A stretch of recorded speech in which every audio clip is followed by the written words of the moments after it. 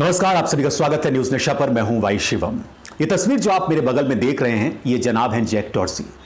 ये जो इन दिनों आप ट्विटर होते हुए देखते हैं, ये उसके संस्थापक भी हैं और ये पूर्व सीईओ भी हैं। एलन मस्क से पहले इन्हीं के पास ट्विटर की कंपनी थी। ये चिड़िया इन्हीं की इजाद है, लेकिन ये चिड़िया इन दिनों भारत में बड़ी चर्चा का विषय बनी हुई है, वायरल हो रही है। और इसकी वजह यह है कि इन्होंने एक इंटरव्यू दिया और इस इंटरव्यू में इन्होंने सनसनीखेज दावा किया। इन्होंने जो कहा वो इतना जरूरी है, जो आप, हम और सबसे सरोकार रखता है, उससे जुड़ा हुआ है। इन्होंने कहा कि किसान आंदोलन को कुचलने के लिए, उसको कम दिखाए जाने के लिए, उसको खत्म करने के लिए ट्विटर के ऊपर दबाव बनाया गया था। यह दबाव किसने बनाया होगा? जैक डॉर्सी ने यह भी दावा किया कि उनसे भारत के कई ऐसे पत्रकारों के अकाउंट बंद करने के लिए कहा गया था जो सरकार की आलोचना करते थे, सरकार के ऊपर मुखरता से लिखते थे।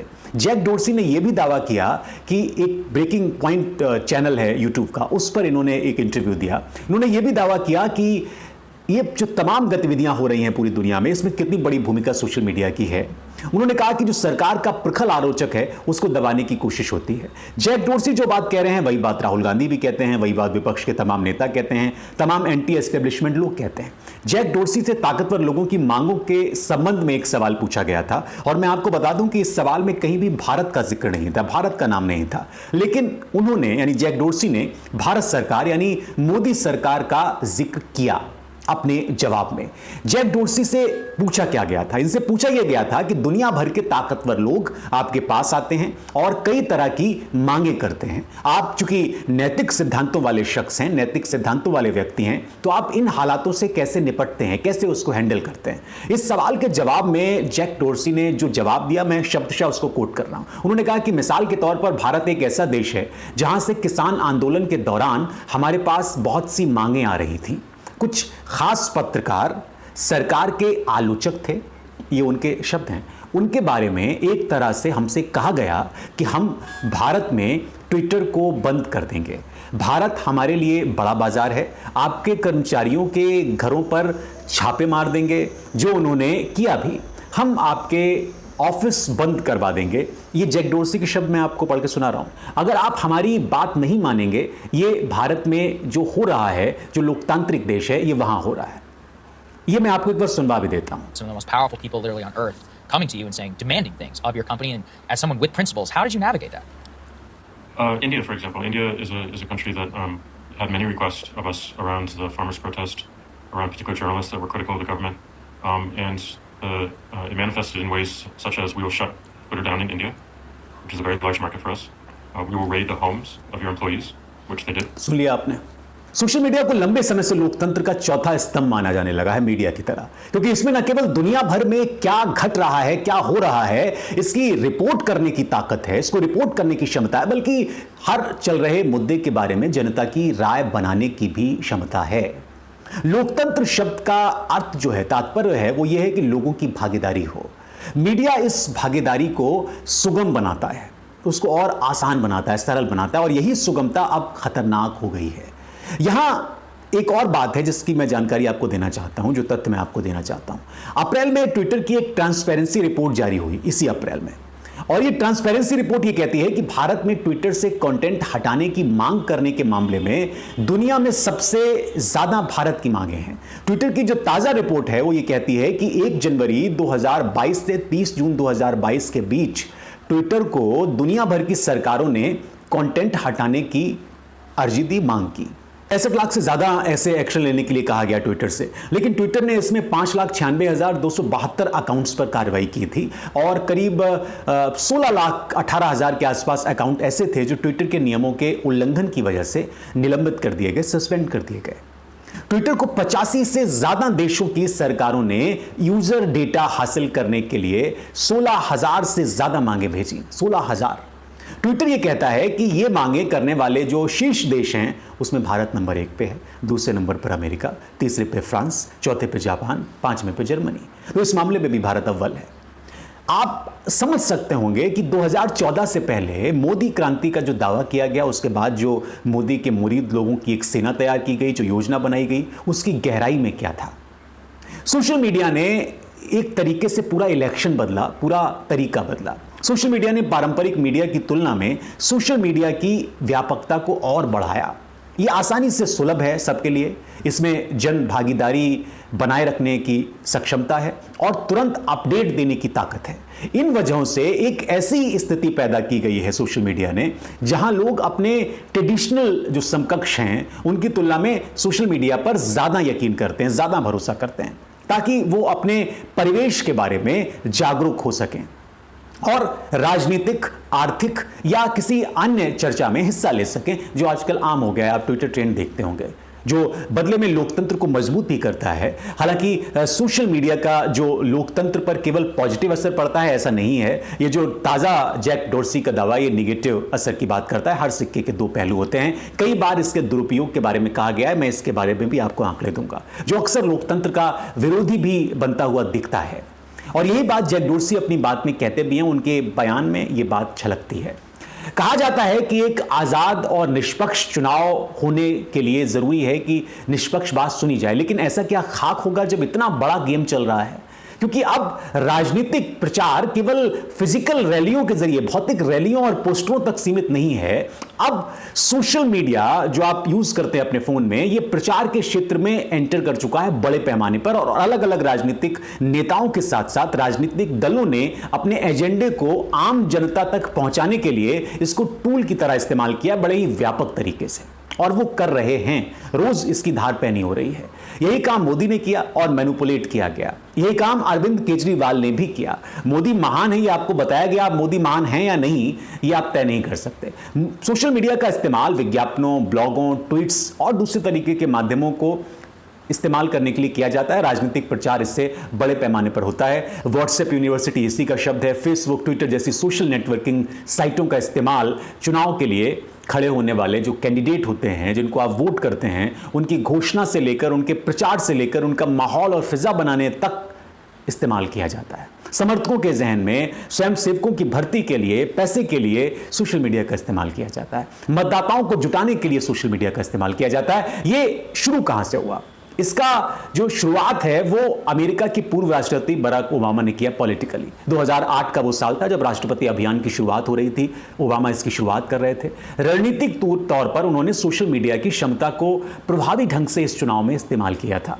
उस वक्त उन्होंने ट्विटर पर नियमित रूप से वोटिंग रिमाइंडर भेजने का काम किया। लोगों तक ये वोटिंग रिमाइंडर भेजे गए, लोगों के साथ बातचीत की गई। नतीजा ये हुआ कि राष्ट्रपति बन गए बराक ओबामा, और उनका जो चुनाव अभियान था वो उनके जो प्रतिद्वंदी थे गवर्नर रोमनी, उनके मुकाबले कहीं ज्यादा बेहतर था। फेसबुक लाइक्स के मामले में, ट्विटर फॉलोअर्स के मामले में ओबामा इन सब से बहुत आगे थे।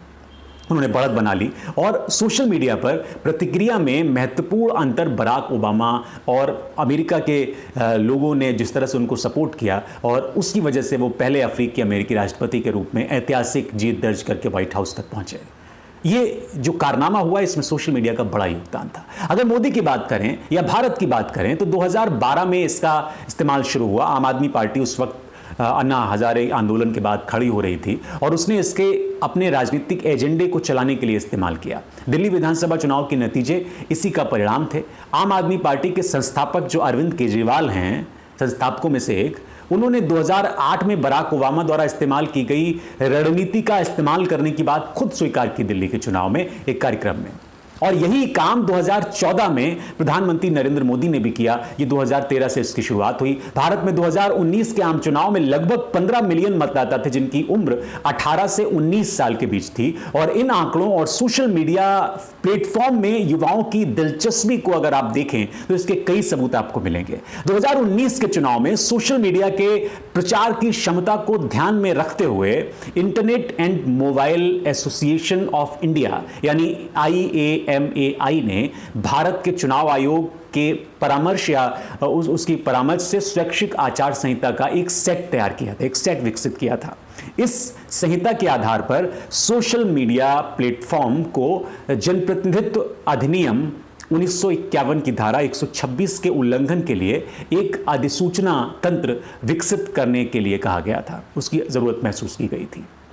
जैक डोर्सी जो कह रहे हैं वो इस बात से और ज्यादा पुख्ता हो जाती है बात कि एक स्वस्थ राजनीतिक चर्चा के उदाहरणों में से एक 2015 जिसमें #SOTU आपने सुना होगा, जिसमें ट्विटर उपयोगकर्ताओं को बराक ओबामा ने स्टेट ऑफ द यूनियन संबोधन में शामिल विषयों पर प्रतिक्रिया देने के लिए कहा था, और ये बड़ा सक्सेसफुल था। ये पॉजिटिव एस्पेक्ट है, इसमें करीब 26 लाख से ज़्यादा ट्वीट किए गए थे, ये रिकॉर्ड है।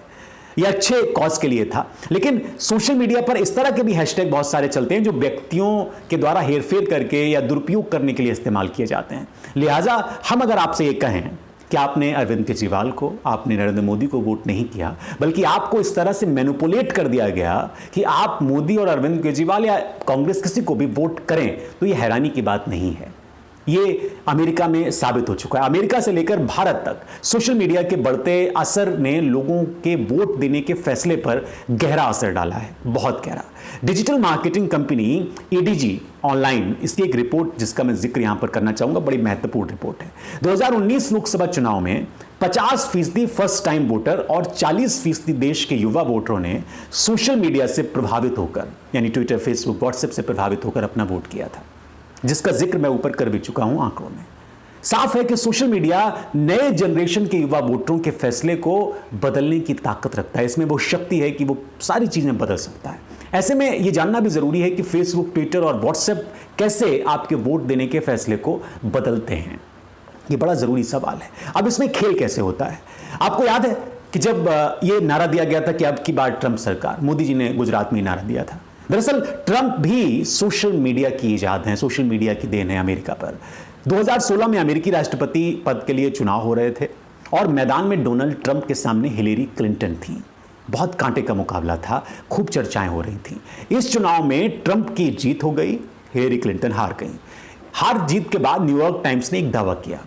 न्यूयॉर्क टाइम्स ने कहा कि अमेरिकी चुनाव को सोशल मीडिया के जरिए रूसी एजेंसी ने प्रभावित किया, और अमेरिका और रूस के बारे में तो आप जानते ही हैं, ठनी रहती है। इसके अलावा कैम्ब्रिज एनालिटिका नाम की एक कंपनी थी जिसने फेसबुक से डेटा चुराया और ट्रंप को जिताने के लिए करोड़ों लोगों को प्रोपेगेंडा के जाल में फंसा दिया। ये भी बात में समझ में आया। बोट्स अकाउंट के जरिए हिलेरी क्लिंटन की जो फेक वीडियो हैं, उनके खिलाफ फेक वीडियो बनाई गई और न्यूज सर्कुलेशन किया गया। लोग इसे सही मानने लगे और धड़ल्ले से इसको शेयर करने लगे। हिलेरी क्लिंटन का माहौल बिगड़ गया और इस घटना के बाद दुनिया इस बात को समझ सकी कि कितना ताकतवर सोशल मीडिया था, लेकिन उसकी गहराई में अभी भी नहीं गई है। किसी लोकतंत्र के लिए इसके परिणाम कितने घातक हो सकते हैं, इसको समझने के लिए आपको ICEA की एक रिपोर्ट भी देखनी होगी। भारत में इस साल के आखिर तक स्मार्टफोन यूजर्स की जो तादाद है वो करीब 82 करोड़ से ज्यादा होने वाली है। इनमें से ज्यादातर लोगों को इंटरनेट की मायावी दुनिया की समझ बहुत ज्यादा नहीं है, वो वही देखते हैं जो उनको दिख रहा है। ऐसे में उनके सामने इंटरनेट या सोशल मीडिया के जरिए जानकारियों की बाढ़ आ जाती है, तमाम जानकारियां उनके पास आती हैं, तो वो क्या करें, क्या सही है, क्या गलत है, ये पहचान वो कर नहीं सकते। कैसे करें, इनके पास उसका जवाब है नहीं। अल जजीरा की भी एक रिपोर्ट है और इस बात का जिक्र इस रिपोर्ट में है कि वोटर के दिमाग पर कब्जा करने के लिए बड़े स्तर पर राजनीतिक पार्टियों की जो IT सेल है वो काम करती है। लोगों के ब्राउजिंग हिस्ट्री, यानी जो आप सर्च करते हैं फोन पे, उसका इस्तेमाल करके उनके सोशल मीडिया वॉल पर उनके पसंद के हिसाब से पॉलिटिकल वीडियो सजेस्ट किए जाते हैं, यानी आपकी पसंद आपके ऊपर बार बार थोपी जाती है।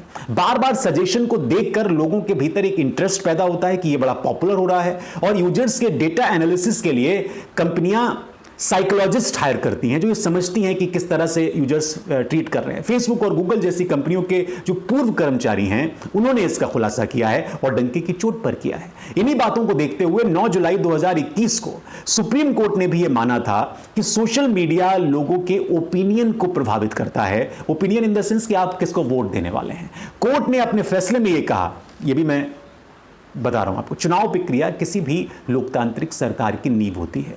यह नींव सोशल मीडिया पर फैलाई जा रही गलत जानकारियों से खतरे में है। लोगों को सही जानकारी नहीं मिल रही होगी तो वो ठीक से अपना ओपिनियन नहीं बना पाएंगे, अपने फैसले नहीं ले पाएंगे।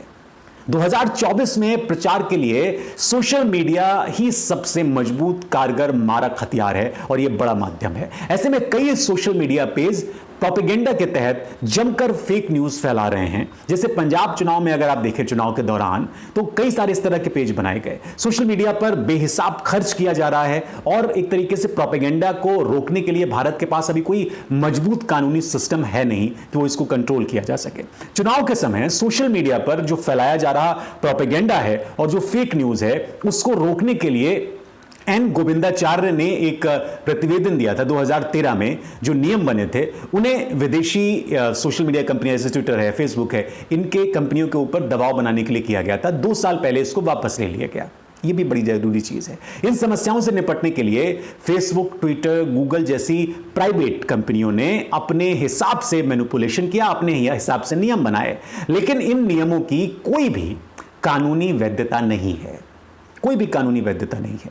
ऑक्सफोर्ड इंटरनेट इंस्टीट्यूट ने अपने रिसर्च में एक बड़ी जरूरी चीज पाई। उन्होंने पाया कि राजनीतिक पार्टियां सोशल मीडिया, बिग डेटा और एआई जो आजकल आप सुनते हैं ऑटोमेशन के जरिए लोगों के ओपिनियन को बदलने के लिए करोड़ों रुपए खर्च कर रही हैं, करोड़ों रुपए।